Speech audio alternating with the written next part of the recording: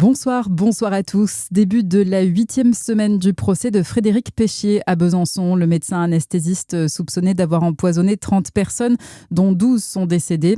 Ce lundi, 2 experts médico-légaux ont attesté la thèse d'une malveillance à l'origine d'hémorragies constatées sur 2 patients. Le docteur Péchier, lui, a clamé son innocence. Une discothèque de Dole fermée jusqu'au week-end prochain. Un conducteur a foncé hier sur un groupe de personnes sur le parking du Bellagio avant de prendre la fuite et d'incendier son véhicule. Le pronostic vital d'un homme est engagé. Il est hospitalisé à Besançon. Un vigile est aussi blessé. Le suspect, lui, a été interpellé. Des mesures supplémentaires sont mises en place immédiatement pour renforcer la protection aux abords de l'établissement, écrit la discothèque sur les réseaux sociaux. L'eau est de nouveau potable dans 5 communes de Saône-et-Loire. Les habitants de Varennes-le-Grand, Saint-Loup-de-Varennes, Saint-Ambreuil, Marnay et La Charmée avaient l'interdiction de consommer l'eau du robinet depuis vendredi, après un incident détecté par Suez. Les derniers résultats des analyses sont négatifs, donc retour à la normale. Pas de panique, c'est un exercice. Une centaine de militaires déployés toute la semaine dès aujourd'hui dans le Jura. Ils sont issus de la réserve de la 7e brigade blindée de Besançon. Thomas Ténico, qu'est-ce qui attend les Jurassiens lors de cette opération ? Centaurex 2025, c'est le nom donné à cet exercice d'entraînement grandeur nature. Il a pour objectif de s'assurer que les réservistes sont en capacité de mener des missions de sécurisation sur le territoire national.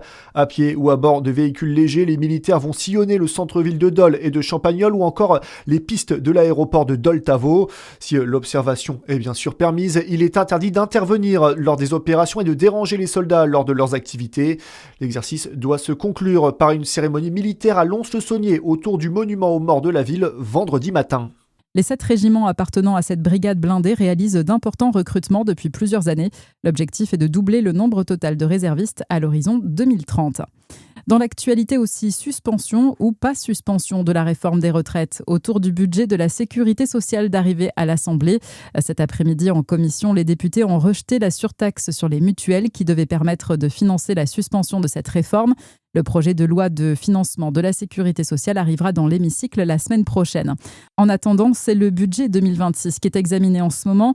Et aujourd'hui, les députés ont adopté un amendement pour défiscaliser les pourboires jusqu'en 2028 et un autre pour augmenter la surtaxe sur les entreprises.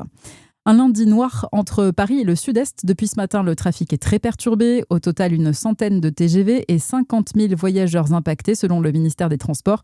Si certains trains vont pouvoir circuler dès ce soir, le retour à la normale est prévu pour demain matin en cause des câbles incendiés tôt ce matin près de la ligne TGV au sud de Valence. Et puis en tennis, déjà 2 Français qualifiés pour le 2e tour du Masters 1000 de Paris. Arthur Hinderknecht et Arthur Cazaux, tous les 2 vainqueurs en 2 sets pour leur entrée en lice dans le tournoi. Très bonne soirée sur Fréquence Plus.